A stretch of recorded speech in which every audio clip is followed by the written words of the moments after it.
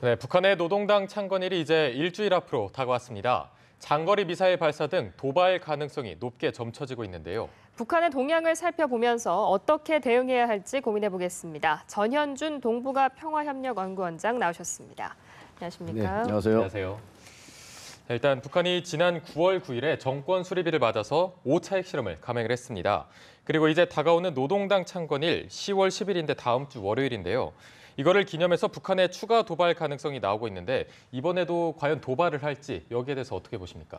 지금 뭐 여러 가지 시나리오가 나오고 있죠. 그래서 6차 핵실험을 하지 않느냐 또는 ICBM을 실험하지 않느냐 여러 가지 얘기가 나오고 있습니다만은 만약에 한다고 한다면 ICBM 실험이 더 가능성이 높지 않을까 그렇게 생각을 합니다. 네. 북한이 이제 아시다시피 ICBM의 80톤 그 폴스의 그 위력을 갖고 있는 그 엔진을 실험을 했거든요. 성공적으로. 네. 이제 이것을 이제 4개를 많이 묶어서 쏘게 되면은 미국 본토 워싱턴까지도 갈 수 있는 그런 어마어마한 위력을 갖고 있는 그 ICBM의 엔진인데요. 과연 이걸 10월 10일 전후에서 10월 9일이라든가 10월 10일에 쏠 것인가 하는 것은 두고 봐야 알겠습니다만 개인적으로는 조금 쉽지 않을 것 같은 생각이 듭니다. 왜냐하면 그동안에 북한이 그 ICBM급의 그 미사일, 장거리 미사일 실험을 한 6차례 정도 했습니다. 1998년부터. 근데 의미 있는 날에 시험을 한 적이 이게 없어요. ICBM은. 다만 핵실험은 1차 핵실험을 이제 10월 9일 날 2006년 10월 9일 날 한 적은 있습니다만은 ICBM은 의미 있는 날에 한 적이 지금 없거든요. 뭐 그렇긴 하지만 또 김정은이가 어떻든 이를 장거리 이 미사일 그 유성 발사 준비를 철저히 해서 인민들에게 큰 승전의 기쁨을 안겨주도록 준비해라 이런 지시를 했기 때문에 전혀 배제할 수는 없겠습니다만은 이번에 좀 두고는 봐야 되겠습니다. 왜냐하면 지금 워낙 국제사회에 그 여론이 좋지 않은 거고 중국까지 나서서 북한을 지금 제어하는 그런 상황에 있기 때문에 네. 아무리 천하의 김정은이라 할지라도 쉽게 이렇게 그 도발을 할 수 있을 것인가 하는 데 대해서는 좀 두고 봐야 하겠습니다만은 어떻든 간에 우리로서 이제 물론 대비는 해야 되겠습니다. 네. 사실 북한 주민들 입장에서는 이런 핵실험이나 장거리 미사일 발사보다는 그 수해 피해를 복구하는 게 보다 시급할 텐데요. 김정은 같은 경우에 지금까지 한 번도 수해 현장을 찾지 않았지만 오히려 평양 시민만을 챙기고 있어서 특권 측만 데리고 가겠다는 거냐 이런 지적이 나옵니다. 어떻게 보시나요? 그렇습니다. 그러니까 김정은이가 9월 9일 이후에 현지 지도를 한 걸 보면은 대부분 다 민생과 관련된 그런 현장을 갔습니다.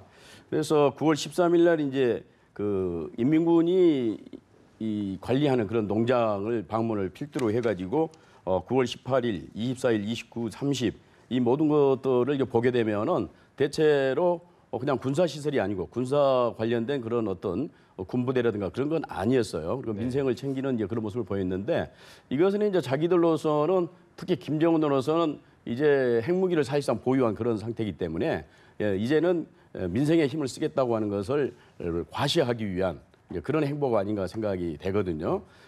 김정은은 계속해서 지금 애민 사상을 강조하고 있고 자기는 김일성 주석 못지않게 인민을 사랑한다고 하는 그런 모습들을 계속 보여주고 있는 상황이거든요. 따라서 이 애민 사상을 통해서 자기의 어떤 정통성이랄까 또는 지지 기반을 확보하기 위한 그런 이제 행보인 것 같고 둘째로는 역시 이제 더 이상의 그런 도발은 하지 않겠다는 그런 어떤 대외적인 메시지를 보내고 있는 것이 아닌가 그런 생각도 들어요. 왜냐하면 이제 말씀드렸습니다만은 핵무기는 거의 완성된 단계고 왜냐하면 지금 주 러시아 대사관을 통해서 배포한 그런 자료들을 보게 되면은 자신들은 이미 이제 핵 개발을 다 끝냈다. 그런 그 보도문들을 막 내보냈거든요. 그래서 러시아 측의 해석으로는 이것은 아마 이제 더 이상 핵실험을 하지 않겠다는 의미가 아닌가. 네. 이제 그렇게 이제 보여집니다만은 어떻든 간에 전반적으로 대외적으로는 평화랄까 화해의 메시지를 보내는 그런 이제 추세에 있기 때문에 아직까지는 어떤 도발적인 그런 행동은 김정은이가 보이지 않고 있습니다. 근데 그 홍수 피해가 가장 극심한 곳이 함경북도인데 이게 북한에서는 출신 성분이 좋지 않은 사람들이 사는 곳이어서 김정은이 일부러 외면을 하고 있다 이런 지적도 나옵니다. 어떻게 보시나요? 예, 그 탈북자들의 이제 70~80%가 함경북도 출신들입니다. 사실 원래는 함경북도가 전통적으로 그 혁명 세력이 많고 혁명 발치산들이 많이 여기서 배출이 됐었기 때문에 어떻게 보면은 굉장히 자긍심이 높은 그런 지역이었었어요. 그런데 이제 경제난이 심화되다 보니까 북중 국경에 가까운 또 도강하기가 쉬운 이 함경북도, 남도, 또 자강도, 양강도 이쪽 사람들이 굉장히 많이 탈북을 하게 되거든요. 그런 측면에서 보게 되면은 김정일 시대 때부터 이쪽 지역을 별로 좋아하지 않는 그런 경향성이 좀 있기는 있습니다. 네. 그렇지만 이제 김정은이가 등장해서 작년도 9월 달에 나선 지역, 함경북도 지역에 있는 나선 지역에 대홍수가 있었거든요, 작년에. 이때 김정은이가 현지 지도를 합니다. 물론 어느 정도 이제 조금 그 홍수 피해가 좀 가라앉고 복구가 된 그런 상태에서 갔기는 했습니다만은 김정일 시대 때는 어떠한 경우에도 이 수해 현장이라든가 대형 사고가 난 곳을 간 적이 없어요. 김정일은. 네. 근데 김정은은 지금 작년에 갔거든요. 네. 그래서 이번에도 좀 가지 않을까. 이제 어느 정도 좀 복구가 되고 있다고 지금 그러니까요. 네. 약 한 20만 명의 돌격대 또 주민들을 거기에 대량 투입을 해가지고 지금 아주 빨리 복구를 하고 있고 거기에 이제 모든 자재를 총 집중하고 있고 좀 강제적이기는 합니다만 우리로 얘기하면 수재 의연금 같은 것을 걷어가지고 그쪽에다가 이제 식량이라든가 돈이라든가 이걸 집중적으로 투입을 해서 네. 교량이라든가 전기 시설이라든가 학교라든가 이런 것들을 이제 복구하고 있거든요. 그래서 어느 정도 복구가 끝나면 김정은이가 가지 않을까 저는 뭐 그렇게 생각을 합니다. 네. 그럼 이번에는 우리나라의 동향도 한번 살펴볼 텐데요. 이 박근혜 대통령이 계속해서 북한에 대한 발언 수위를 높이고 있는 모습입니다. 이번 국군의 날 행사에서 북한의 군인과 주민들을 향해서 언제든 대한민국의 자유로운 터전으로 오라고 이렇게 말을 했는데 이렇게 수뇌부와 주민을 분리하는 분리 전략이 효과가 과연 있을까요? 예, 뭐 그것을 좀 두고 봐야 알겠죠. 근데 이제 박근혜 대통령께서 말씀하신 것은 상당히 이제 전략적인 또는 심리전적인 그런 측면도 있다고 생각을 합니다. 네. 박 대통령 말을 듣고 북한 주민이나 군인들이 대거 그렇게 탈북을 할 것인가 하는 것을 좀 두고 봐야 되겠습니다. 왜냐하면 정보 통제가 철저히 되고 있는 그런 상황이거든요. 북한은 그렇기 때문에 박 대통령이 그런 말씀을 했다고 하는 것들이 어떤 뭐 우리처럼 막 김정은이가 뭐라고 그러면 바로바로 우리는 보도가 되지 않습니까? 네. 예, 우리 연합뉴스도 그렇고. 근데 북한은 뭐 그러한 상황은 아니기 때문에 잘 모를 수도 있다고 생각이 됩니다. 또 대량 탈북이 사실 되려면은 북한에 여러 가지 급변 사태가 나야 되는데 아직은 북한 내에 급변 사태가 날 가능성은 없고 특히 정권과 주민 간에 엄청난 갈등이 있어서 주민들이 김정일 정권에 저항하고 반체제 시위를 하고 뭐 그런 양상들이 이제 계속 되어야만이 사실 대량 탈북이 일어날 수 있는데 아직은 북한 내에서 어떤 그 정치적인 목적의 주민들의 모임이랄까요? 시위랄까? 그런 것들은 거의 보이지가 않습니다. 왜냐하면 통제가 워낙 심한 데다가 네. 역사적으로 한 번도 이런 정치적 시위를 해본 적이 없습니다. 북한 주민들은 관제 데모만 관제 데모를 위해서 뭐 10만 명이 모인다든가 그건 가능하지만 자발적으로 정권과 대립되는 그러한 모임들은 거의 볼 수가 없고 또 그러한 기미가 보이면 사전에 철저히 응징을 해버리고 숙청 내지는 처단을 해버리기 때문에 네. 아직 북한 내에 그런 대안사회 대역들이 존재하지 않고 있습니다. 그런데 이제 앞으로 장차 그런 가능성들은 이제 있을 수는 있겠습니다만 현재까지는 그렇습니다. 그래서 대통령께서 지금 얘기하시는 게 당장 뭐 이렇게 하라기보다는 남한이 충분히 받을 그 용의와 태도가 또 준비가 되어 있기 때문에 언제든지 오면 환대하겠다 하는 그런 심리전적인 그런 것이 아닌가 생각이 됩니다. 네. 이런 심리전의 영향 때문에 최근에 이 북한군 병사 한 명이 군사 분계선을 넘어서 귀순한 사건도 있었는데 이렇게 힘들어하는 북한 주민들이 탈북해서 자유를 찾는 것은 좋지만 현재 우리나라가 갖고 있는 탈북민 정착 수용 시설이 2곳밖에 없거든요. 그렇다면 그들을 전부 수용할 수 있는 능력이 되는지 이 점도 궁금합니다. 예, 그 두 곳 시설은 사실은 이제 정식적으로 탈북을 해서 교육을 받는 그 시설이거든요. 안성에 있는 하나원은 이제 여성과 아이들 탈북자들이 거기에서 교육을 받고 있는 것이고, 네. 화천에 있는 것은 이제 남성들이 받는 곳인데, 예, 만약 이제 대량남이 생긴다고 하면은 그런 곳의 시설은 안 되죠. 오히려 이제 군부대라든가 또는 학교라든가 이런 이제 큰 규모의 시설들을 활용을 해야 할 텐데 이건 이제 상당히 이제 비밀스러운 작업인 것 같습니다.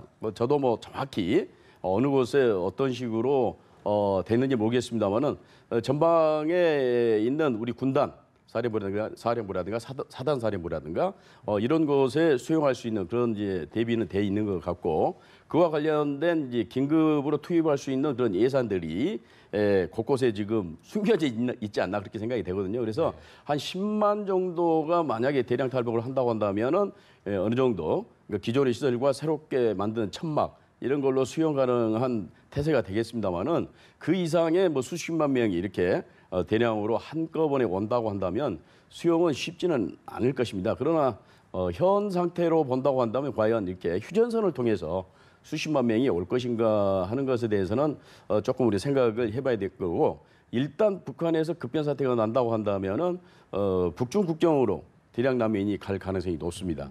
그런 이제 상황이 전개된 후에 우리와 중국과 어떤 협상을 통해서 그 난민들을 이제 한국으로 이렇게 데려오는 이러한 이제 하나의 시나리오는 가능하겠습니다만은 휴전선은 어차피 인민군들의 70% 이상이 평양 원산 이남선에 지금 배치돼 있고 또 거기는 뭐 지뢰밭이 엄청나게 지뢰가 깔려 있는 그런 상태이기 때문에 그런 것들이 제거되지 않은 상태에서 수십만 명이 온다고 하는 것은 쉽지는 않을 것입니다. 그러나 어떻든 그에 대한 여러 가지 비상 대책은 세우고 있는 걸로 저는 알고 있습니다. 네, 알겠습니다. 사드 배치 문제로 넘어가 보겠습니다. 성주 골프장이 장소로 최종적으로 확정이 됐는데 이에 대해서 중국이 결연히 반대한다면서 반발을 하고 있거든요. 이처럼 한중 간의 마찰이 심화되면 대북 공조에 균열이 생기는 거 아닌가 이런 우려가 나오는데 어떻게 보십니까? 그렇습니다. 지금 사드 배치가 이제 그 김천 근처에 있는 성주군과 김천 사이에 있는 무슨 뭐 그 골프장으로 확정됐지 않습니까? 네. 거기에 대해서 중국 언론들이 굉장히 심할 정도로 과민 반응을 보이고 있습니다. 가만히 있지 않겠다, 보복하겠다는 식으로. 그렇기 때문에 중국도 사실 중국 언론이라는 게 독자적으로 움직이지 않습니다. 중국 공산당의 지시를 받고 움직이는 게 이제 우리 언론과는 다르죠. 중국도 아직도. 따라서 중국의 공식 입장이라고 봐도 과언이 아닐 정도죠. 그래서 지금 유엔 안보리에서 대북 제재를 논의하고 있는 그런 상황 속에 있는데 중국이 여기에 대해서 상당히 딴지를 걸 가능성이 높습니다. 그동안에는 좀 지켜봤거든요. 중국이. 근데 이제 확정이 됐고 내년 내에 이제 그걸 완성을 하겠다. 사드 배치를. 네. 이렇게 지금 착착착 진행되고 있는 상황이기 때문에 대북 제재 공조에 있어서 중국이 비협조적으로 나올 가능성이 있습니다. 말은 새로운 제재를 하겠다. 왕이 외교부장도 그렇고 여러 뭐 언론들도 북한에 대해서 공격적인 태도를 보이면서 어떻든 간에 제재를 해야 한다는 그런 입장에는 변함이 없는 것 같습니다만은 그렇지만 우리가 요구하는 수준의 강력한 대북 제재, 특히 미국이 주장하는 세컨더리 보이콧, 그러니까 북한과 거래를 하는 은행이라든가 기업에 대해서 미국 은행이나 기업과 거래하지 못하도록 하는 이런 강력한 조치를 하기 위해서는 중국 정부의 협조가 필요한데 과연 중국이 그렇게 적극적으로 나올 것인가 하는 것에 대해서는 좀 의문입니다. 네, 이처럼 사드 문제로 인해서 우리와는 대립각을 세우고 있는데 이 북한이랑은 굉장히 우호를 과시하고 있습니다. 중국의 건국 67주년 기념일을 맞아서 북한과 중국이 잇따라 기념 행사를 여는 모습을 보였는데 이 같은 우호 관계가 계속돼서 지속될 가능성이 있을까요? 지금으로서는 그럴 가능성이 있을 것 같습니다. 그러니까 중국은 계속 지금 북한 카드를 가지고 좀 남한이라든가 미국이 협조적으로 나오면 북한에 대한 제재를 좀 강하게 하는 듯한 모습을 보이고 그렇지 않으면 그러니까 이번처럼 사드 배치처럼 그렇게 자기들에게 불리한 어떤 결정이 나오면 북한에게 좀 더 우호적인 그런 태도를 취하거든요. 작년 10월 10일 날 노동당 창건 70주년에도 유인수안이라고 하는 정치국원이 이제 가서 북한의 손을 좀 들어줬어요. 또 그때도. 그러니까 북한 카드를 굉장히 활용하는 듯한 그런 모습을 지금 보이고 있지 않습니까? 뭐 그런 측면에서 지금 그 북중 간의 관계라고 하는 것은 오히려 북한 손을 들어줌으로써 남한을 핸들링하고 제재하려는 그러한 태도를 좀 취하고 있기 때문에 사드 배치를 우리가 거부하고 그걸 번복하지 않는 한 중국의 그러한 외교적인 또는 경제적인 압박은 계속되지 않을까 그렇게 생각됩니다. 네. 저희가 오늘 북한과 또 중국의 동향까지 살펴봤는데요. 마지막으로 이제 앞으로 우리 정부가 어떤 방향으로 나아가야 할지 좀 짚어보겠습니다. 미국의 대선이 다가오고 있고 또 다음 주 북한 당 창건일의 도발 가능성도 점쳐지고 있는 상황에서 우리 정부가 어떻게 대처를 해야 한다고 보십니까? 그래서 매우 쉽지는 않죠. 지금 북한을 두고 총 공세를 펴고 있는 그런 상황인데, 그러니까 일종의 전쟁에 또 비유하면 전투에 비유를 한다고 한다면 지금 북한을 그 성에다 집어넣고 완전히 지금 포위를 사방을 포위하고 있는 그런 상황 아닙니까? 근데 완전히 포위가 돼도 북한과 같은 저런 그 정말 강력한 집단을 완전 제압을 하기가 쉽지 않을 텐데 지금 구멍이 뚫려 있어요. 그러니까 완전 봉쇄를 못 하고 있다는 거죠. 중국이나 러시아 때문에. 네. 그렇기 때문에 이 어떤 게임이랄까 이게 굉장히 지리하고 오래 갈 가능성이 높거든요. 그렇다고 한다면 북한의 핵은 능력은 계속 또 커질 걸 가능성이 있지 않습니까? 그렇기 때문에 물론 이제 비핵화라고 하는 것은 장기적인 목표로 달성이 돼야 되겠습니다만은 하나의 과도기적으로 지금 미국에서도 그런 움직임이 약간 지금 보이고 있는데요.